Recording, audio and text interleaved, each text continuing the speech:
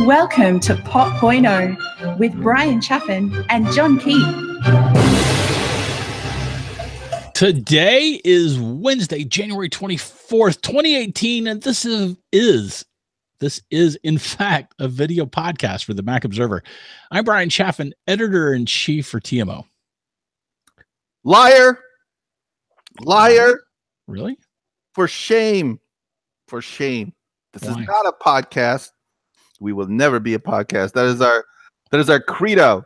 We Fuck will the be. man. We will not be podcasting in any podcasty place. You will have to come and find us under the hole in which we've dug for ourselves. No, we will podcast at some point. No, I don't believe it. We will. Never will happen. Never. We will. All right. Well. Anyway, who are you? Fuck. I'm John Kheit. Oh, John Kheit. Right. Nice to see you, Bryan. We had a little. Nice to see you too. I'm still actually a little under the weather, so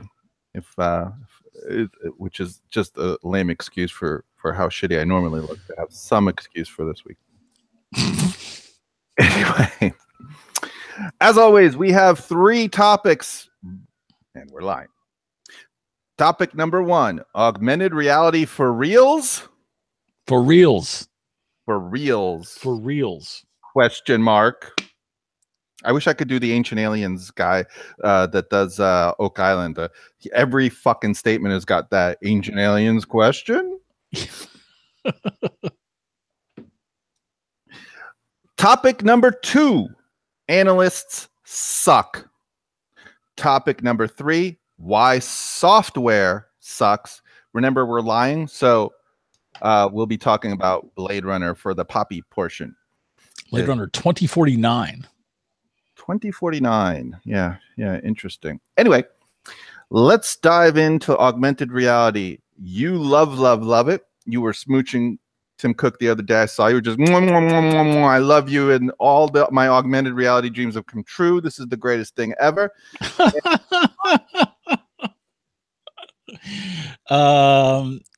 Almost none of that is true. And my position is fuck augmented reality. Fuck all this AR kit bullshit. There's not one reasonably normal, the only moderately successful AR product, if you could call it that, is not really technically AR, but it's probably the Animoji and all the AR at all. And Pokemon was a big success. Yeah, whatever. It had nothing to do with AR kit being a success, and it's a big problem. What? Moving goalposts is. Are we talking AR kit or are we talking AR? Wait, moving goalposts, one of my specialties. It is one of your specialties. It's true, but the fact that Pokemon didn't use AR kit is not germane to whether or not augmented reality is has potential or is meeting potential or not. You know what else didn't use AR kit? Pet Rock didn't use AR kit, and that's about as meaningful as Pokemon is in the world of AR. It's not the splendor and wonder of things to come. Here's the iPhone 1, and wow, we can see the future now. Dude, what the fuck is your problem, man? Pokemon Go was brought this video game to life. It's still popular. Although it's it's certainly not at its fad levels that it had for the first couple months. Exactly the correct word. And neither is the Pet Rock, and it was. Oh, dude, it's no man. Oh, dude, you're just so wrong. Look, separate your personal lack of interest in Pokemon. I also have a personal lack of interest in Pokemon per se. Separate that from the potential for augmented reality as a whole, and the fact that it was in fact wildly popular with a lot of people. It is a glimpse of things to come. So was the Pet Rock. So please tell me what the. But there's no glimpse of things to come in a Pet Rock, man. Tell me that is a ridiculous comparison. tell me what the foreshadowing is of flicking shit on the fucking Pokemon screen is of like, oh fuck, and now I'm gonna have AR what? That's not the magic of Pokemon. It's seeing the Pokemon, it's revealing the Pokemon in the real world that is the augmented reality part of that. It's not it's not the game portion. And please tell me how any of that morphs into something that I give a fuck about in an AR app in the future. Well, maybe you don't give a fuck about it, but that doesn't mean that other people don't give a fuck about it. I'm predicting that nobody gives a fuck about this very soon. I'm predicting that you're wrong. I think that the Harry Potter universe, Harry Potter United, I think is what it's called, game that's coming out is going to be vastly more popular than Pokemon and is building on the roots that were started and initially grown by Pokemon. Okay, I guess we'll see. I don't give a shit. It's a useless fucking toy. All right, so these are the game elements, and fine, you don't give a shit about it. Where augmented reality, I'm a way bigger gamer than you. I have, I don't know, 3, 4, 5, 6 different fucking consoles. Yeah, all games are not created equal. Yeah, and these are shit games. To you.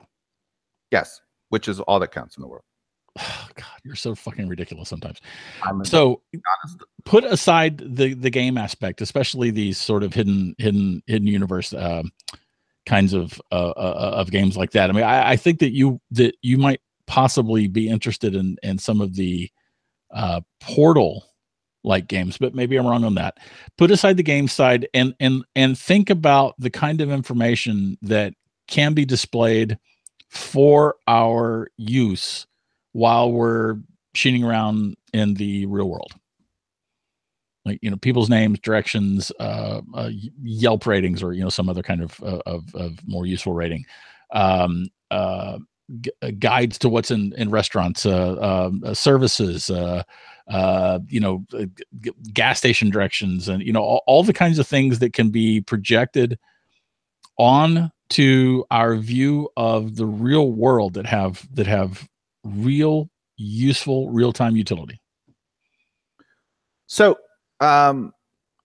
despite the horrible dystopia of a world that would fucking be, which you are remiss to understand since you have been very naughty boy and not done your homework and watched Black Mirror, which you should absolutely do.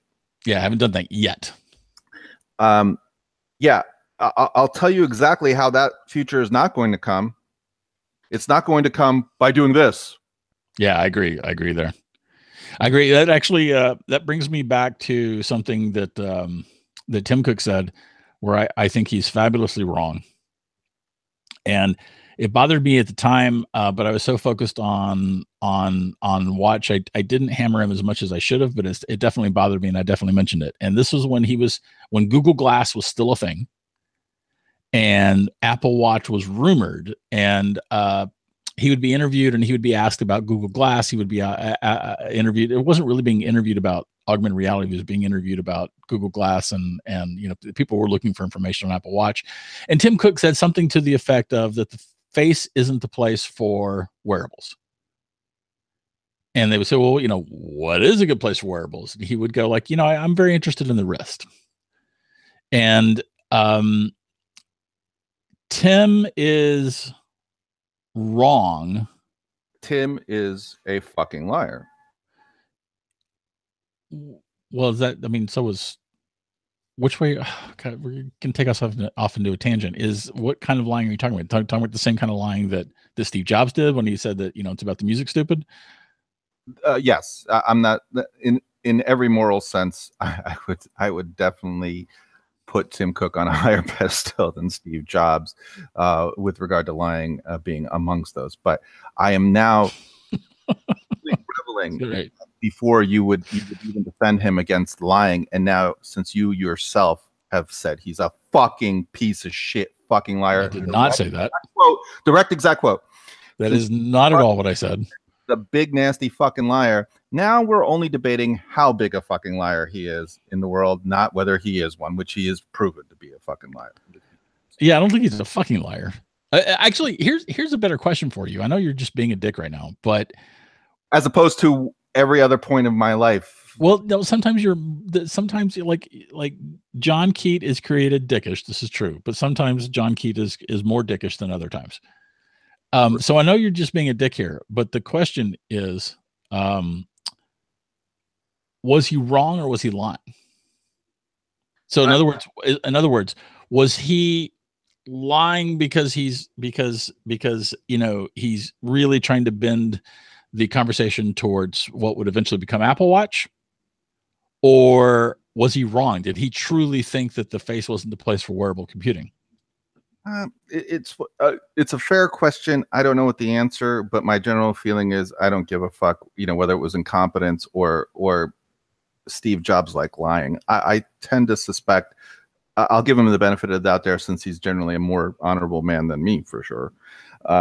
That he, it was early days with, and I have to give Google some credit there. It was early days, and they were trying something, relatively interesting, and it seemed that wasn't working out. So maybe that was his thought at the time. But who knows? Who cares? He's wrong.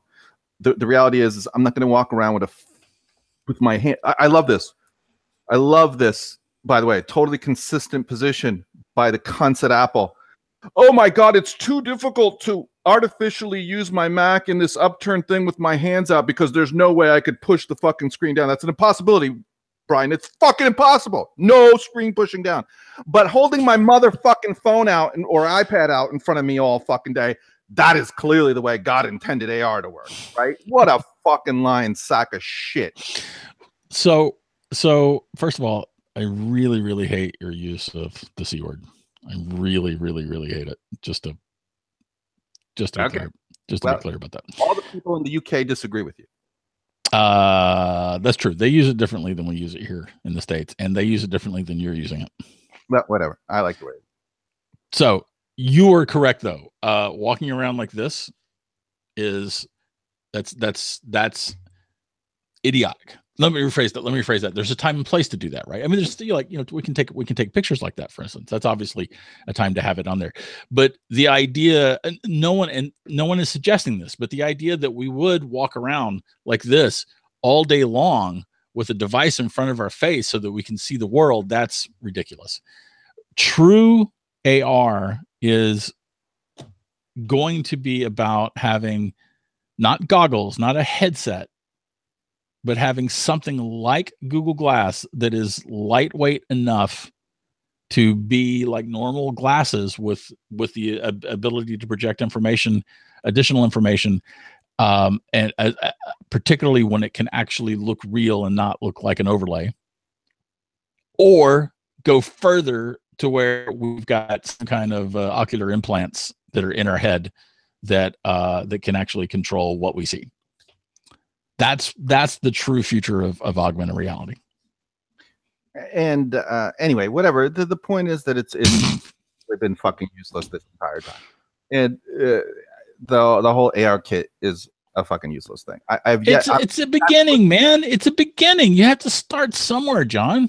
Well, there are different kinds of beginnings, obviously. There was a beginning to the fucking iPhone, and it was instantly useful and interesting, and it showed what a real tangible use for case. There are interesting games out now that are augmented reality based, that are based on ARKit. If the only tool for this is fucking games, it's not the only tool. What the fuck, man? What? It is not the only tool. It is a thing that is out now. There will be more things, more and more and more things that come out. Well, and yet you can't name a single one outside of the usefulness of fucking Pokemon, of all the AR kits that are out, and there are many that you're like, oh yeah, this is showing me something interesting. You're right. You're right. I have not spent enough time with any of the games and stuff that are out there, but my whole point is that we're at the beginning. Well, and in some ways, it's the potential that I see for this. And it's, again, the potential of the iPhone in 2007 was tangibly usable and interesting right from the get-go, and yet this isn't. And not to mention, some of the interesting use cases you mentioned are ancient. They were like out in 2008 or 2009. Give me a metric. Give me a metric. Give me a metric so that we can pinpoint the day where you were proven wrong. I don't know what you mean, but I mean, like you're saying that AR will just never be useful. I mean, like what kinds of things? What kinds of things do you need to see before you agree that AR is useful? AR will be useful when, say, 10 to 15% of the peoples are regularly using some AR app. Okay, all right, that'll work. I'll take that. Right, and of whatever the class of devices is. 5 years tops. Right, but well, you know, a useful thing right now that you can do with AR is redecorating your home, so you can see what furniture would look like in your living room. Yeah, that's useful to some people. That's absolutely useful to some people. Not to mention fun. I don't find fun, and I actually have a need for that stuff, and I don't give a fuck about it. I actually have a real need for it. And I just don't give a fuck about it. Have you done it? Maybe almost certainly an edge case. But one thing I want to get back to is a few of the futuristic things you're talking about have existed and have failed in the market. Well, at least through this kind of fucking device, right? Which is the whole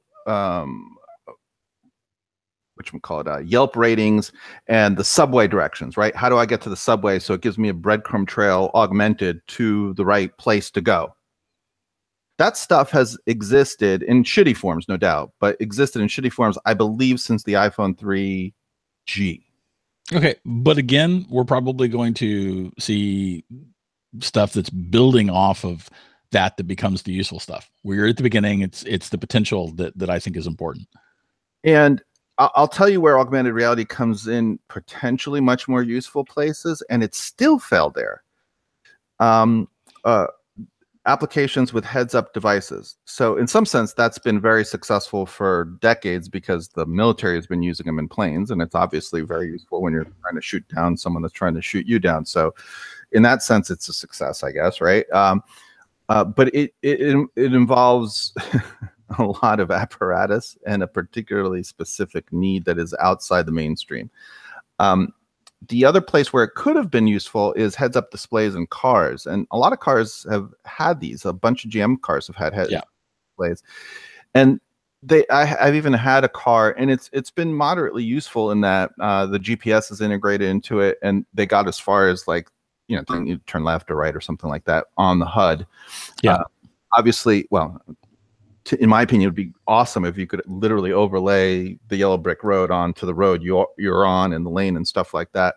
And that may be years out. So it may be a question which I'll concede in a bit like the smartphone, where all the pieces of technology were there for years, right? With the Microsoft tablet and the Trio and other precursors to the iPhone, that they were all there. And they just didn't reach a threshold of good enough where they broke out and became usable by the mainstream. So it might be a situation like that. Nothing on a phone, no apps is useful. You know what other apps are useful or interesting, kind of in addition to the IKEA app you're talking about?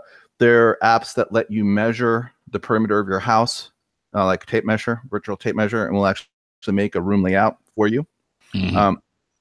They're so niche and they're so not used by the average Joe, and nothing. But you got to start somewhere.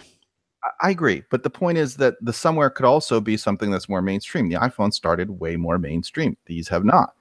The iPhone wasn't mainstream when it started.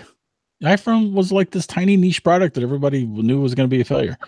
A mainstream demographic. It was absolutely hitting a mainstream demographic, and it was pulling in average Joes, like average people that would otherwise be buying one of the other smartphones. So it wasn't pulling in someone that's only, you know, looking to work on alternative leap years on a home decorating project of this particular type. So there's nothing that even makes it. I'll tell you how bad it is. It sounds like a fucking chore to look through the App Store to try to find, or people's reviews to try to find an AR app that's actually interesting. Have you done it? Yes. Oh, huh. Okay. So it's a fucking chore. It's like there's zero. it's amazing because it should be something that captures the imagination in your. All right, I'm gonna find 3 AR apps that I like for next week's show. All right, that'll be awesome. I will be charmed and happy to say how fucked up and I will report on how long it took me to find them. Okay, cool. Fair enough. All right, so nothing was achieved other than noting how hypersensitive you are to trigger words. I also think that we achieved how completely ridiculous your entire perspective is on this particular issue. Oh, it's a big pile of shit and useless, and people just want it to be more, and it's not, and they're not honest enough to say that it's been a failure thus far. But okay, fair enough. You're so going to be shown wrong. Okay, excellent. I look forward to your amazing, life-changing apps next week. Okay, moving on. Topic number 2. You were so ridiculous, John. Go ahead. And you're not. Others are all clearly. I'm the Walter Cronkite of this group. Sure. Okay. Whatever. Topic number. Or do you have more that you want to grumble about? Go ahead, grumble. I think that we have shown our listeners and watchers everything they need to know. And you know what? And on that, we agree. Topic number 2. Analysts suck. So. What was interesting was, I don't know, you're probably going to be more up on the timing of this. I think about a week ago or so, articles came out where the iPhone, and I heard your and Jeff's kind of recaps on your podcasts, and I thought it was well done, which was that the sky is falling, nobody's buying iPhone 10s, they're going to stop production in summertime like they do for every fucking model. And wait, that's not actually true, because most models continue in production as previous generation devices. Is that, what's interesting? That's a good question. Do they do that, or do they just have so much excess that they're still making them till they dump them? No, they're still making them. Yeah. Okay. Yeah, because Apple does a whole just in time. Everything they do is just in time. So yeah, they're making all these things. When there's the iPhone 6 that they're selling today, or is the 6 even still for sale? The 6S that's still for sale today will have been made in the last few weeks. Okay, well, that's interesting then. Well, then that would be very different. Anyway, that the iPhone 10 is such a fucking failure that they're going to stop making it, and the sky's falling, right? Apple's doom because this is its own. And today there's an article that comes out where based on whatever, some bullshit entities, I don't know, spot checks of sales, that there's a decent chance that Apple's going to sell over 100 December quarter. To give some context, the previous year over year that was somewhere around I think it was like 70 something million. So it 78.29 million. So that would be like an increase of 20 some odd %. And this is for an industry where the analysts are constantly saying iPhone sale, not just iPhone, but smartphone sales are flat. If anything, iPhone is flat. They're not, if they get 3%, 5% increase, it's going to be great. And then it looks like they're going to, obliterate that for year over year. Well, hold on. The sort of flattish projections and predictions that I've seen have been for 2018, and this is last quarter of 2017. Correct. And the quarter that I'm talking about, the 78.29, would be December of 2016 quarter. So this is right. So this is the last year over year, right? So this would be a 2%, 3% increase, which is insane. So what's interesting about this is it shows you how fucked and click hoary the press is with regard to Apple. Because before, it's like, Apple's fucking doomed. They only got one motherfucking phone. And when shit goes bad with that phone, nobody's going to want it. And they're doomed. And now they're doomed because they've got too many fucking phones that are all succeeding. So here, I'll show a graph that kind of gets at this issue. Let me work my technology. Make sure my contact information's. I love sharing your contact information. I know you do. No, I don't actually, shitty about that. Anyway, here we go. So let me blow this up. Can you see this chart-ish thing? Yes, I can. Excellent. So this shows a bit of now the hand wringing is, well, look, this is before, and you could see that before in 2016, a lot of the sales were the iPhone 8, the iPhone 7 Plus, the iPhone 7 accounted for 3% or something like that of all the sales, right, in December. And so there was less than 30% for kind of older models of the SE, the 6S Plus, and the 6S. And this year, the reason we're all doomed is first, the iPhone X only sold 20%. It's iPhone 10. I'm sorry, whatever. And then the 8 and the 8 Plus sold roughly 20% each. So another 40-ish%. So between all the new models, they only sold 1%. 60% of new devices, according to this chart, 61% of new devices this year are new models, and last year 74% of models were new. So the sky is falling because first, of course, the X is a failure. Because it only sold 20%. And now all the new models are a failure because they only sold 1%. And it's one of these damned if you do, damned if you don't. If they only sold the high-end models, they'd still bitch, oh, it's a one-model company. And now that they sell kind of an even spread of these models, including previous year ones, which makes total sense because they're highly discounted and they're highly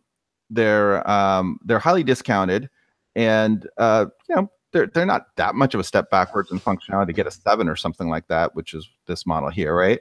So it just shows no matter which way the news goes, the news will declare that Apple's doomed because it's a ClickHorror article.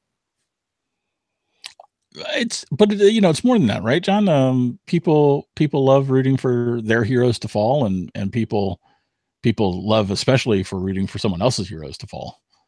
So, but in the I mean, I'm not defending this, by the way. I'm actually just trying to understand why it happens. I guess the question is how much of those sales will be, are there new sales? What am I trying to say? If you're looking at the chart only from the perspective of percentage share of just iPhone sales, that's not the full story. The full story is exactly how many more iPhones are being sold.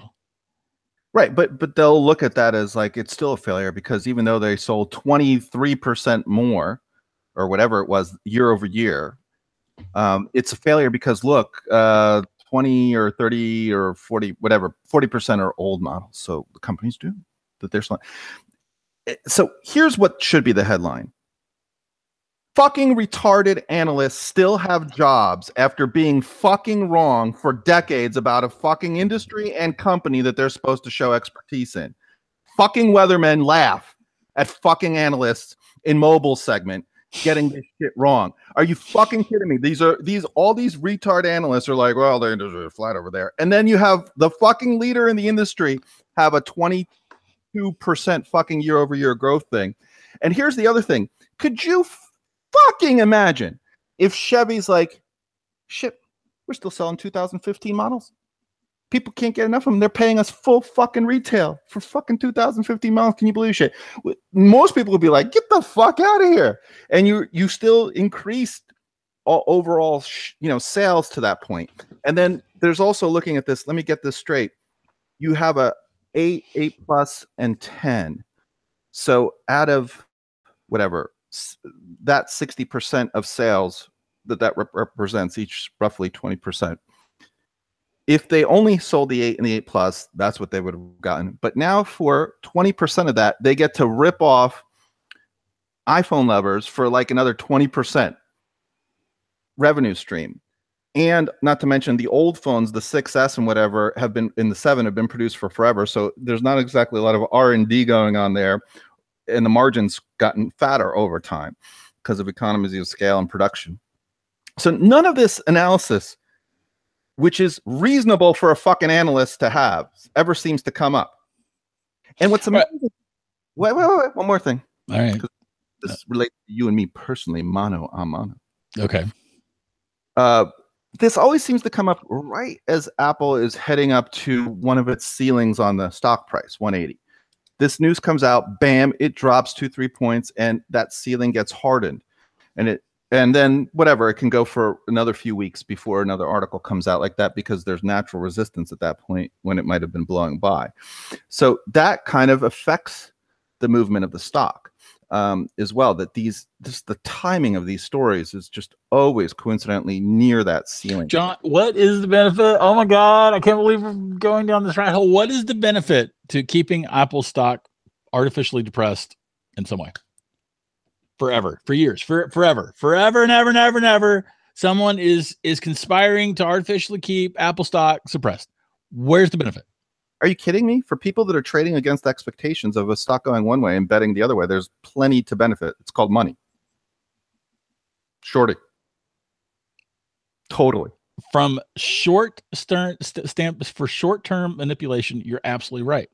But for this to be some massive conspiracy to artificially keep Apple stock suppressed, that still makes no sense.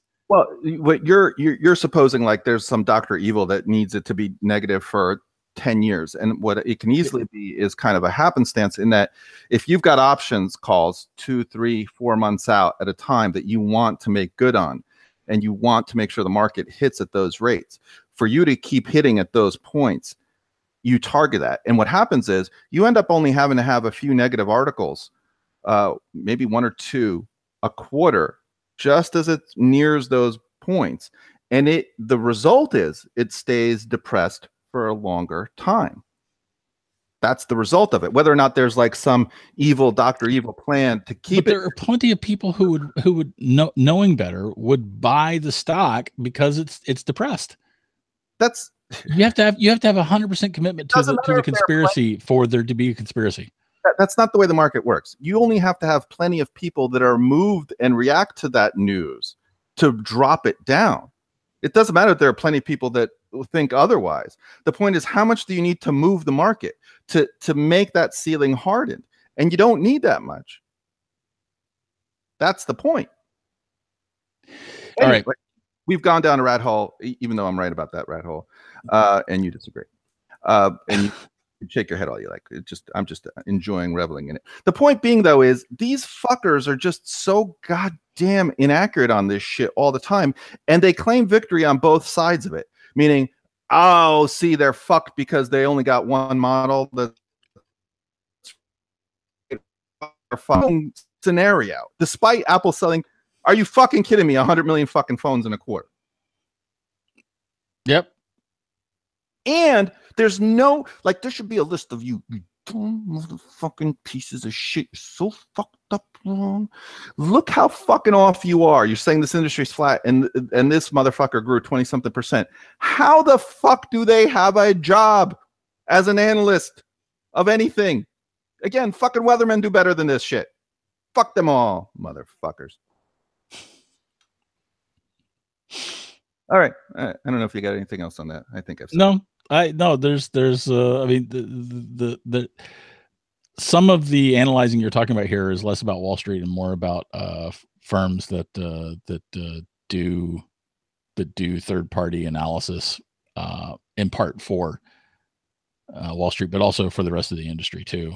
And there's a mix of things, and there's the mix of why analysts are wrong, and then the times when people think that they're wrong, but I don't think that they're wrong at all. And there's, it's the one particular issue you're talking about here is one that we're pretty much in agreement in, and that's the reading the tea leaves and coming up with contrary interpretations no matter what happens. Shit, we agreed on 2 things in this show already. Fucking third and fourth horsemen of the apocalypse are coming. The first one was very facetious agreement, so we got that going for ourselves. And also, hello to Darth Versio, who waves and complimented me on my my watch band. Yeah. My color coordinated watch band. That's very nice. That's fine. I got a new one too. My canvas one broke, so I thought I would try a deployant. I wanted a deployant strap. This is from Monoware. It's very nice. Mine cost $8, and it's a clear knockoff of a Apple one, the Nike bands. Yeah, yep. And it's awesome. It's cheap and yet good. And Darth, yes, I know.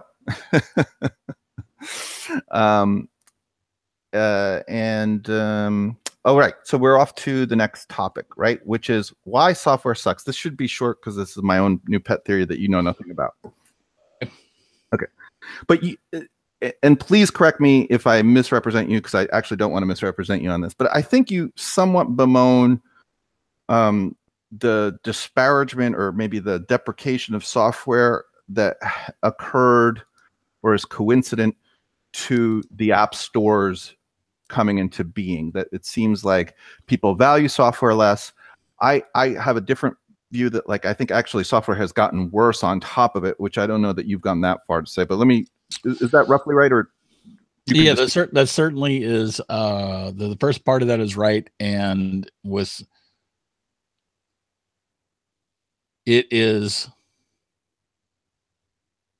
No, there is. I don't know that I fully agree with the second part. So go ahead and lay out your idea. Okay, well, maybe you could, in the meantime, also verbalize where you disagree with whatever the second part is. But I think software has kind of gone downhill and gotten shittier and shittier. There are exceptions, of course. I'm talking about kind of a general trend, and not just in the App Store. Like, in some sense, we started very low. The bar was low. We had the lightsaber app, which was pretty useless, fun bullshit when the iPhone first came out. So the only way quality of software had to go up was kind of up from there.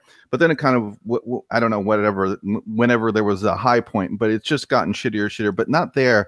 I'm more talking about on the Mac, like really well-crafted, rich, deep applications that kind of get better over time. And I hate to use this as an example because it's such a piece of shit software in the way that it's written, but Microsoft Word is a good example of at least rich software. It's gotten rich over time. It's very deep toolkit. It's organized by fucking retarded monkeys that throw shit against the wall. And the very latest update has broken all fucking fonts. 16.9 is a fucking menace. I would, by the way, hold off on updating Office if you can, because it's such a fucking shit show with regard to fonts. But generally speaking, over time, it's almost like its own operating system. It's got so many features. And Apple shits on that, but that's not a bad thing. It's a bad thing when you can't find a fucking thing in it, which is definitely the case for Acrobat software. If they've got fucking the same retarded monkeys throwing shit, but they're also happen to be infected with fucking rabies and have lost their mind in the fucking way that Adobe Acrobat's menus are fucking organized. It's just, it's like purposefully hateful to their users. Like, I fucking users, you're all pieces of shit, and I want you to suffer. Oh, you want to fucking add a header and footer? Oh yeah, 18 fucking menus deep. That's where you'll find that motherfucking thing. So, it's bad because there's a lack of care there, but there has been rich software in the past, and this notion of being thoughtful, rich, easy to access is all kind of gone away. There's a few deep packages that are left, but they're kind of shit show packages. Photoshop is designed by fucking people that hate human beings. There's no way you look at fucking Bill Atkinson, who is like a fucking demigod on earth, and shows you, here, you fucking loser programs. Here's what you do with a fucking lasso. You select something, and then when you grab that, fucking hey, you can move it. No, there's no reason that you would have that intuition today with Photoshop. I dare anyone to fucking try that in Photoshop and see what the fuck happens.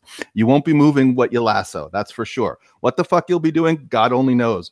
But these, anyway, it's rich, at least. It's deep, but it's gotten very complex. But there used to be packages like this. I look at the Claris sets of packages. They're incredibly well crafted, deep, back when programming was much harder than it is now. And even to some sense, I'm using FileMaker. It's almost sad how little it's evolved over the years, but there's still that kind of depth and simplicity and ease of access. But that program's gotten deeper, and you can do more with it over time. There's that new program I got you that's kind of interesting that shows a little bit of that care. It's a timeline program by Ian for writers. And it shows kind of that depth of care of like, if you're a writer, what kind of things do you want? And he's added to it over time. It'll be interesting to see how that develops. But I've got it, by the way, and I haven't used it a whole lot, but I'm super excited about it. Just that kind of richness of design and building upon things and making them tighter and better. And this is my theory for why it's all gone to shit. The programmers suck. The quality of programmers sucks. And in some sense, the reason that the programmers suck, I got a friend, Arvin, and he bemoans like, and it's true, in the next days, like an app was so much smaller, and we still had basically most of the same libraries that we use today in OS 10 back in Next Step. But even before then, you could make programs. I think he said that the original Super Mario Brothers was done in 15 kilobytes. 30, no, it's more than that. Maybe it was 64 kilobytes, whatever. It was some incredibly small amount of memory. And the screenshot of Super Mario Brothers that he sent was like 4 times the size of the entire program. 32 kilobytes. 32 kilobytes. So I stand corrected, right? So yeah, the screenshot was like 300K of it. It just shows you to be a programmer back in those days, you had to be not just a regular programmer, but a good programmer for some software that was in depth. You were an exceptional human being or set of human beings. You were on a level that was beyond 0.1% or whatever it was to get shit like that working. There was probably only a couple of dozen human beings on Earth that could have done what the original Mac team did with those sets of constraints. Yep. Whereas the library, it's smaller if you also include working for Steve Jobs. Yeah, that's very true. That might have been the only group of human beings that would have felt that level of indignity and hell. But I'm just talking about from pure intellect, like the shit that Bill Atkinson had to trip fuck algorithms into just moving the cursor are so fucking impossible to think of that anyone would bother to think that much about just fucking compositing a cursor. And the fucking tricks that he did in QuickDraw are was retarded. The only was shows you how brilliant, by the way, Woz was.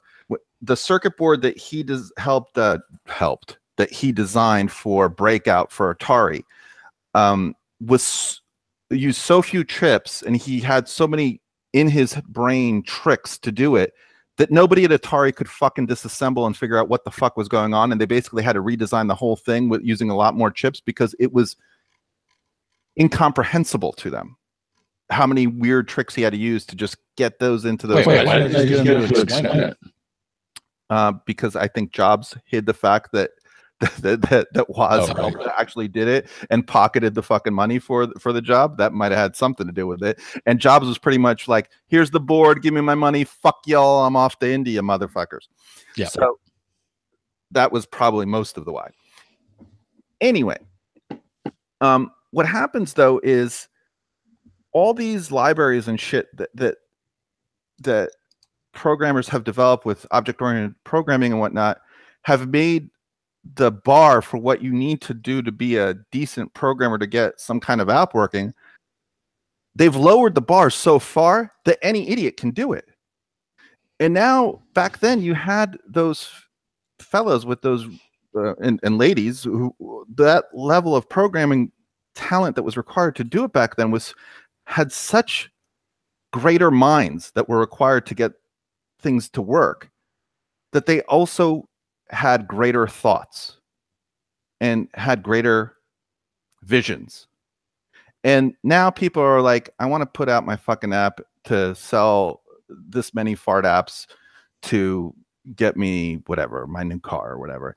And anybody can, relatively speaking, anyone can do it. So in some sense, the industry is a victim of its own success. It's made, plus not to mention, if you program a why the fuck is pcalc like 35 fucking megabytes? And that's considered a small app these days.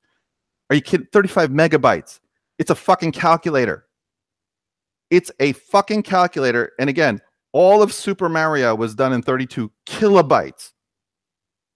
That's how much bloat there is, because he's, and not to criticize the programmer pcalc, he's I'm sure a fine fellow, but the point is, it's built on so many libraries that make this shit so much easier that just the barrier to entry is so low that the quality of person is also way lower.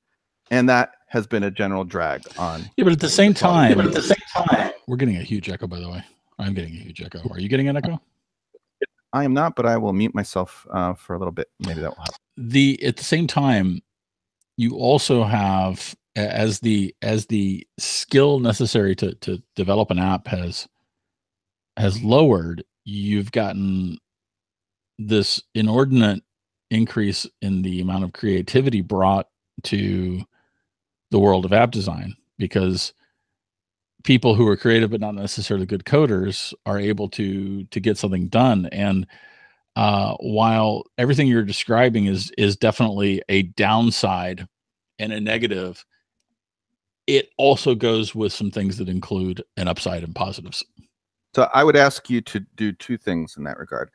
Name one example of such a scenario where the shittiness of the programming talent has been overcome by their incredible whimsy. And two, how does that actually help when you're designing really deep and interesting programs that people need, like, you know, word processing? It doesn't. My point is that it's not a zero-sum game. My point is that we also have this a ridiculous amount of apps to choose from. There are downsides to that, to be sure, but you don't get that ridiculous amount of apps to choose from without greatly expanding the stable of people who can make them. And my point is that theoretical diversity and greater number of apps is mostly the vast majority of it is shitty duplicate apps that are all equally shitty. For instance, you know, there's a reason why you were so happy that I found a nice weather app. Why were you so happy when I finally found a nice weather app? You're projecting. I thought that weather app looked great. There are other weather apps that I also think are great. Mm-hmm. I wasn't happy about it because I was missing a great weather app. I thought it was really cool and was happy to talk about it because I thought it was cool. And that's different than like, oh my God, I don't have a great weather app. Well, the ones before were probably shittier, and the reality is the vast majority of them are total shit. And the depth that this app showed. I don't know. I've got some good weather apps. I don't know what you're talking about. All right. Well, you and I guess disagree on that point. But my point, let me couch it in this way, more from a logic standpoint. What you say is true, but it's not dispositive in any way. And what I say may be true is also not dispositive. Meaning, just because there's a greater number of theoretical people that can make greater diversity doesn't mean you actually have an increase in software. It could be just 1,000 million fart apps that are all suck. But we don't have we don't have 1,000 million fart apps. Well, we do. We have 1,000 million shitty weather apps and shitty all kinds of apps. They're mostly shit. All right, zero-sum game. Got it. All right. Well, you know what? You could be all pissy about it, but the reality is that I can't think of high-quality word processing alternatives to Word. They're all kind of shitty. Scrivener. Scrivener's awesome. Scrivener is kind of specific niche, and it can't do the work I do. Not a real word processor. That's true. It can't. But the issue with competitors for Word also has a lot to do with Microsoft itself and Microsoft's efforts to successfully tamp down all competition for years back when the Windows Office hegemony was a thing. You say that, but in the meantime, you can have 100% Word document compatibility now, because there's the XML version of their formats, and people have totally totally use them with Office ripoffs, the open Office apps, and all the open Office apps suck, frankly, and they're free. I guess that's the value. They're free, but it's kind of like GIMP. GIMP is supposed to, be, and this tells you how shitty GIMP is. Fucking Photoshop is just a disaster, like of human hatred. That's what their interface should be called, fucking human hatred. And yet GIMP manages to be fucking worse than fucking Photoshop. So, and again, there's no compatibility issue there. There's just a care and goodness of design issue there. And it's incredible for basic staples in a world where it's easier and easier to make. People don't care, because the type of person that's required there, I think, is doing something else than programming today. I think the people that programming attracted in the early days were of a higher caliber than they are today, because the bar is so much lower. It's less of a black art. And I don't know, those people are going elsewhere, or maybe they're just drowned out by the sea of mediocrity that it now composes that field. Well, we do still have like great companies like the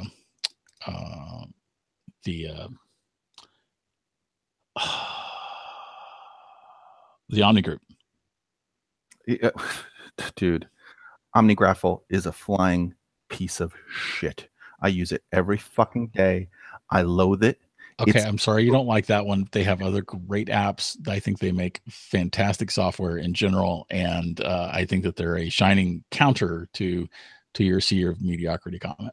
I don't know. They seem to just be flat in most of their software. I have a bunch of their software, and I can't say I'm a terrific fan. There was a time when OmniGraffle was interesting. The best thing I can say about OmniGraffle is it's definitely better than Visio, which is damning it with faint praise, to put it mildly. Just doing a flowchart in that thing is a disaster. But I use it because, again, the alternatives are there are no alternatives. That's the lame thing. That's the best thing I got for the area. But even if we disagree on the particulars, I agree. There's still some exceptions here and there, but it just seems that the choices are dwindling for high quality, deep, good software.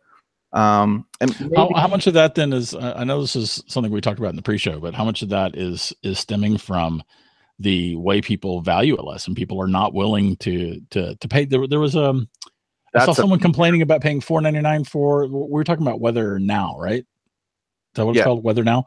Yeah. Weather Now, gorgeous app, and it's free, and you can unlock 2 features for $4.99. And I was reading a review on the App Store bitching about $4.99 and how, like, maybe $1.99, but $4.99 is just too, like, fuck you. What the fuck have you done, dude? Not so you. I so agree. And by the way, that criticism to me is also valid. No, it's not, because you've done a lot. You've done a whole lot. I so agree with everything he said. I don't know. It's a good question. Is the tail, is the dragon biting the tail, or the tail being bitten by the dragon, kind of thing? In what the cause was the cause that it was being deprecated over time, and that caused lower cost? I don't know. I don't know if that's it. What I see is, this all stems, John, I think, very strongly from the same, like, people are entitled and they feel like they just shouldn't have to pay for anything, and there's things should be provided for them. And I think it's really stemming a lot from that. There was, I know I've mentioned this to you before, and I still haven't done the research to actually, for us to be able to talk about it. And I really think we should. There's a study about how Apple screwed up by allowing any app to be free. That if Apple had simply made the cheapest app allowable to be 99 cents, that it would have had a dramatically different effect on our perceptions about value and what we're willing to pay for. Fantastic study. Is really interesting. I need to find it again so we can both read it and talk about it on the show, because I just, it's fascinating to me. Yeah, well, and it gets to kind of this issue of nobody values their time, other people's time, energy, or money, but they totally value. Like, I know a bunch of writers that don't mind stealing everybody's software, not you. But, God forbid you steal their article. Information wants to be free, except for mine. That's completely different. Happens to me. And I think there's something. Walt and I always joke about, like, there is this you've gotten used to it, and I always joke like, oh yeah, $5 for that app. Not to mention, I spent $4 at fucking Dunkin' Donuts for a coffee. It's not even Right. fucking Starbucks. It's Dunkin' Donuts. So like, we should check with our accountants. Can we afford to get this app? It's Right. laughable that people get hung up on this. But part of that, so this goes back to, I don't know what the cause and the root is. Part of it is people have been burned by so many shitty apps that you can't try on the App Store. You either buy it and then after the fact you realize, oh, that app was a piece of shit, that they're hesitant to spend money as well because you might get burned yet again. So there's a lot of sickness going on in my Apple should also give everyone the ability to freaking have a trial. So the App Store. That's a shameful lack. Well, there's so many things that they fail to do, and there's so much DRM on the apps that they could totally do exactly what you said, and they can. The fact that there's no upgrades. I mean, that's another shameful lack. They talk about developers, and we're like, you have to fucking hate developers to have made an app store in 2008, and 10 motherfucking years later, you don't have a mechanism for them to do fucking remedial upgrades. Give me a fucking break. Which is what's helped cause the fucking cancer of subscription software, which is another topic I'm going to try not to jump in. But that's a reaction to the economic reality forced by Apple's lack of providing some basic tools for developers.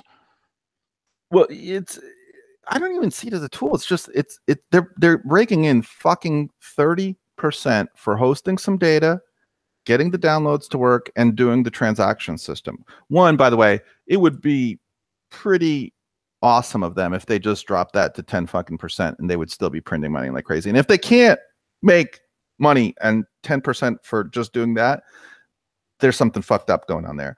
But two, that's just part of the mechanism there, right? It's just part of the purchasing mechanism, the DRM shit that they've got going on, doing an update or whatever. And clever developers, and this is where you have to give credit, have at times trick fucked the system. Like the Omni Group has given you ways to do an in-app purchase to upgrade from the regular version to the pro version of, say, OmniGraffle or something. Yeah. But it's a trick fuck. I'm like, why is this? Jesus fuck! Just let people do upgrades. Just the mechanism should be easy to plug in. Developers should just be able to plug that in. And the same thing with trials. Trial versions should just not be a thing. Doing a trial version should not be difficult. Yeah, but somehow, you're right. There's this weird entitled, fucking everything should be free because I'm such a spoiled bitch. Mentality that it's an honor to give me shit for free. I'm promoting you by using your shit. I'm just so amazing, dude, that you should be thrilled to give me free shit. I'm like, that's not the way it works when I make a fucking word processor, dude. The fact that Mick Jagger used Word in no way sold more copies of Mick Jagger, despite the Start Me Up horseshit songs. Darth Verso said, "I've asked a lot of developers, and none of them are all that hot to work for free." Shocking. Yeah. Right. All right. Let's roll to our last topic because my blood sugar is plummeting. You saw it. What'd you think? Blade Runner. I loved it. Loved it. Let's start with the first one. You were a fan, I take it, of the original Blade Runner, right? I was, and some people may question me here because I liked both the original version and the director's cut, although I understand why the director's cut I understand why Ridley Scott wanted to make the director's cut and agree with him in principle, but I still enjoyed the first one. I never saw the director's cut, so I have no clue. I saw the original. Between the two, what would you rate the first and the second, like kind of on A to F scale? In the context of its time or in the context of today's time? In the context of the wonders that are Bryan Chaffin. Well, I mean, when Blade Runner came out, it was an A++++. So it was just amazing. It was incredible what they did. Okay. Viewed through a modern lens, it feels dated. Okay. Right? Would you agree with that? So what would be your 2 grades then? At the time it was A+++, and today? To now, it still stands up to a modern watching. I would call it a good solid B+, maybe A-. And the new movie? A++. It's good. It's great. It was great. Oh, It was really good. I did wait. God, I say that I did have some quibbles. I didn't quite I need to watch it again. I didn't quite understand some of the sequence of events. Didn't quite make sense. So let me just give a spoiler alert. So the basic movie, the original movie was synthetic humans were made to basically be slave labor for humanity. They kind of were a little too self-conscious, conscious, not in the do I look good in these shoes, but in the sense of I'm kind of a living, breathing entity that deserves respect, and they kind of were looking to live longer than they did because they had a very short lifespan because they were so strong and smart. And when these synthetic humans got a little out of hand or ran away, there were these cops called Blade Runners that would go and kill them. Ergo, Harrison Ford going around killing them. Yes. And in the end, he falls in love with one of them that was a little different than all the other synthetic humans in that she didn't have a set date to die. She was able to live longer, and it wasn't clear how long. And they kind of went off into the sunset in a melancholy way. Right. And the director's cut is they don't live happily ever after. I see. I did not see the director's cut. Interesting. You should watch the director's cut. It's it's based on a Philip K. Dick novel. There's no happy endings. So, and the other part that was interesting, other than the story of synthetic humans, are they human? Do they deserve respect? If they supersede us, what does that mean? Kind of questions. They showed a lot of, in some sense, Blade Runner was another version of what Star Wars did for science fiction. Star Wars had dirty land speeders and everything was brand new. Star Wars universe is old and beat up as opposed to pristine and new.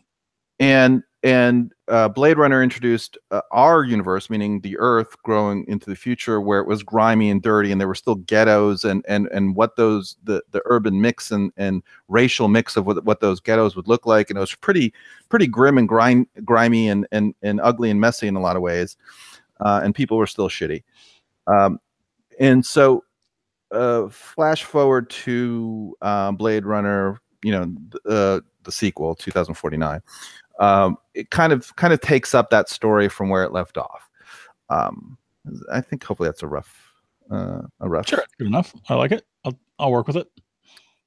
So, it's funny. This is a movie where I have to give two different. The original, I have to give it two different grades because when I saw it, I was a kid, and I gotta say, I was blown away. I was seeing visuals that I'd never seen at the time. Possible futures that seemed hyper realistic and interesting and dark and sad and weird, and it was such a sensory overload as a kid. And I like what's his name that played the synthetic at the end that died, like Rutger Hauer. Rutger Hauer. He did. Yeah, he's awesome. I love Rutger Hauer. At least when I was a kid, it total a movie for me. I look at it now, and I probably would be less kind to it. I don't even know what it would rate, but I kind of don't want to spoil it by going back and watching it because it's one of those. I'm relatively confident I'm going to ruin it by going back to it. And in that sense, the story when I was 13 years old seemed deep, really deep. What does it mean to be a human? Is it synthetic? You were 13, it's kind of cliche sci-fi now, right? In some sense, Dick deserves credit in that it's such a cool idea that it's become cliche, a sense of flattery, and everyone redoing that kind of concept a million times over in some way or another. So the continuation of it was kind of weird for me because to me, the concept of, what does it mean to be human versus synthetic human? And I'm not rooting for fucking robots, obliterating humanity. Just because they have a deep thought about tears. It's kind of, and that's what I kind of take away from what this is going for. It's kind of like zombie movies when they start telling that the zombies have, equal rights to exist as a species. I'm like, no, you're a fucking zombie. You're designed to be shot with a shotgun upside your head. And I'm not rooting for you because you're an alternative lifestyle. You're a fucking zombie. That's the way that genre is supposed to be. And so there's a little bit of that going on where like it's a whole species that basically wants to undo humanity, and it's just showing humanity at its worst and synthetic robots at its best, right? Because they're obviously struggling, and it is an interesting question. Like if something becomes sentient, you can't treat it like shit, right? Like either grow meat in a petri dish without a brain, or treat it nicely if you're going to use it for food, but don't treat it like shit. Which I have a lot of sympathy for. But this whole notion of like I'm rooting for the robots to kill us off, it just leaves me high and dry. So it was okay, but it was a depressing movie. If you like being depressed, I can be depressed about plenty of things without going to a movie to just bum me the fuck out. So it was kind of a B for me. Maybe a B- is probably more accurate. Yeah, like I guess the reasons why I thought the acting was good. I thought the visuals were amazing. Yes, I thought that they really gave the world depth. It's definitely depressing, but I'm okay. What's that? I'm sorry. What do you mean by they gave the world depth? I don't know what you mean. The world in 2049 looks much bigger than the world in the original Blade Runner. Like there's that one scene where they're flying over and it's just this endless fucking that helps. But then also, I mean, like we had like a lot of visuals of some really, really big things, like physically large things, and that's always interesting to me. The world felt older. Of course, it is technically older, but I don't know. There's a lot. It just felt like it had more depth. I don't know how else to say it.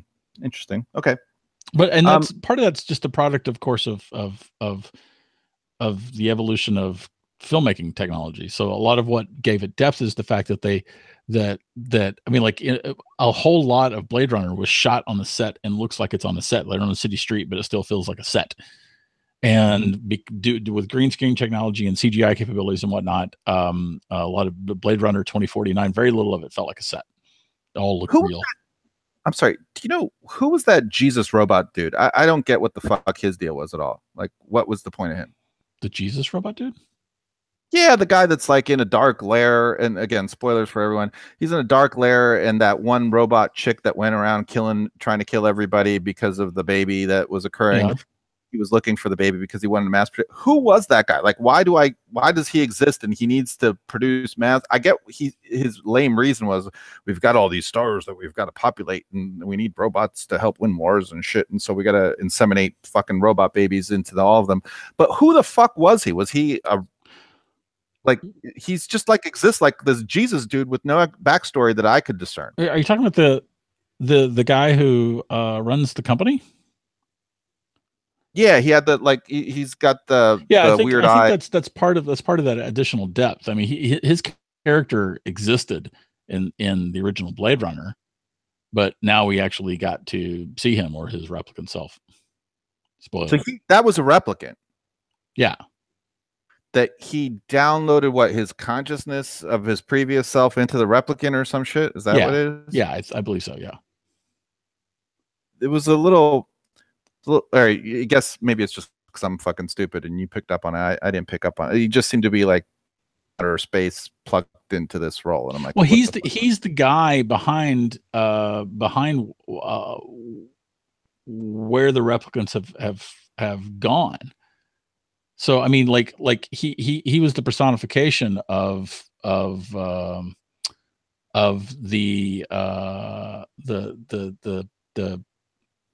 why that culture is where it is.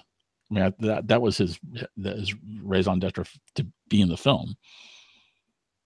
So the odd thing is, though, that the two opposing forces in the replicant thing seem to be kind of on the same side. They both basically want to fucking eradicate humanity, just for different reasons. Like the ones that are being persecuted and looking for the girl that makes the dreams and all that shit because she was born, this way. They need her as a symbol to overcome the shittiness that is humanity. And he he doesn't seem to be wanting to serve them either. It's like he just feels like since he's a replicant himself, is like, oh, we're just evolving past this shit, and we don't need any of that shit around either. Yeah, that's right. Like humanity's fucked by both sides of this. Yes. Shit. Okay, so I didn't mess up on that either. So it's like just depressing. I'm like, since when did humanity become so bad, like that I'm rooting against them? I'm like, I'm not buying that. Fuck you. Well, and then I mean, you know, Decker is a replicant, and what's his face is probably a replicant. Wait. Harrison Ford's a replicant? Yeah, you didn't know that? No. Harrison Ford says he's not. Ridley Scott says he is. I'm going to go with Scott on this because it's Scott's adaptation of the original story. Huh? But yeah, that's also part. That's also part of the director's cut. All right, but okay, but I didn't see that. So the original, and nothing in this one, they made it sound like it was a movie said it was a human hybrid replicant mix. That was the shock. That how the fuck, although this may explain it, but everyone was shocked was how did a human impregnate? We're all shocked that like this is this miracle baby. Now maybe that's the answer, that he doesn't even know that he was a replicant all throughout both of these movies, which is a trip fuck. But there certainly never gave any hints about it in this movie or the previous one, unless you saw, I guess, the director's cut, which I didn't. Well, I read the book too. But yeah, everything in this movie they were talking about was a hybrid. I was like, this shit's amazing, right? Because it's a hybrid. The Jesus guy should know that he was a replicant. Yeah, that's a fair point. I need to rewatch that. I was approaching this from the standpoint of knowing that he's a replicant. Again, that's partly from the book. I need to go rewatch it. Anyway, again, if you like to be depressed, this is your kind of movie. If you hate humanity and wanted some eventual downfall, this is your kind of movie. It was kind of, yeah, actually, the more I think about it, maybe it was like a C+, somewhere B- C+ for me. But definitely, if you got nothing else to do and you can watch it at home, especially for free, probably fun. I liked it. There you have it. All right, take us out, man. All right. Well, thank you all for joining us for another episode. Thank you, Indeed. Bryan. Thanks to everybody.